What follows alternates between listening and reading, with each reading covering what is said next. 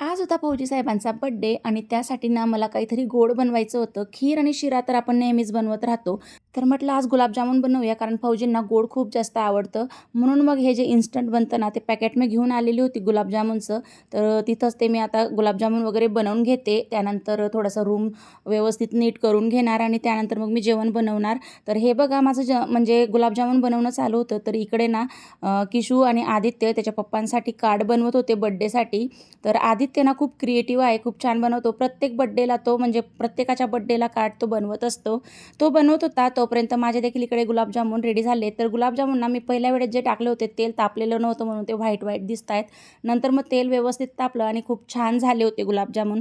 त्यानंतर हा रूम वगैरे मी क्लीन करून घेतला, व्यवस्थित थोडं बेडशीट वगैरे चेंज करून केक कटिंगसाठी मी तर टेबल वगैरे देखील लावला होता. तर हॅपी बर्थडेचं जे बॅनर आहे ना मागे ते आदी आणि किशूने लावलं होतं. मी नाही म्हणत होती, म्हटलं जाऊ द्या आम्ही आता मोठे झालोय.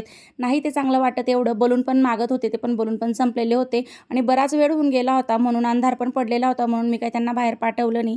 त्यानंतर मग मी स्वयंपाक वगैरे केला आणि 9:30 वाजून गेलेले होते तरी देखील हे अजून घरी आले नव्हते. मग ते घरी आले, ते रेडी झाले. त्यानंतर मग त्यांनी देवांना नैवेद्य दाखवलं आणि त्यानंतर मग इकडे आता आम्ही आलो केक कटिंगसाठी. आणि ह्याच वेळेस नाही तर प्रत्येक बड्डेच्या वेळेस आम्हाला एवढाच उशीर होतो कारण यांना ड्युटीमधून काही वेळ मिळत नाही आणि हे काही वेळेवर घरी येत नाही. त्यामुळे मग आम्ही उशिराच बड्डे मनवतो, म्हणजे केक वगैरे उशिराच कट करतो.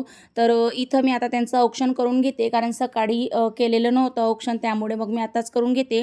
आणि मी ना बाकीचं माझ्या मोबाईलमध्ये शूट केलं आहे आणि बाकीचं यांच्या मोबाईलमध्ये. त्यामुळे ना जी केक कटिंगची क्लिप होती ना ती मिसिंग झालेली आहे. ती काय मग याच्यामध्ये मी ॲड केली नाही. जेवढं शूट केलेलं होतं तेवढं तुमच्यासोबत शेअर करते.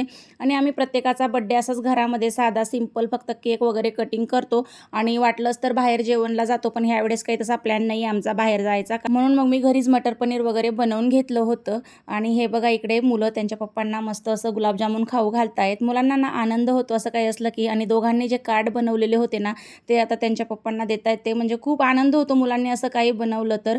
कारण बघा पैशांनी सगळ्या वस्तू खरेदी करता येतात पण स्वतः वेळात वेळ काढून असं बनवणं ही खूप मोठी गोष्ट असते आणि त्यामध्ये त्यांनी त्यांच्या भावना लिहिलेल्या असतात. खूप छान वाटतं.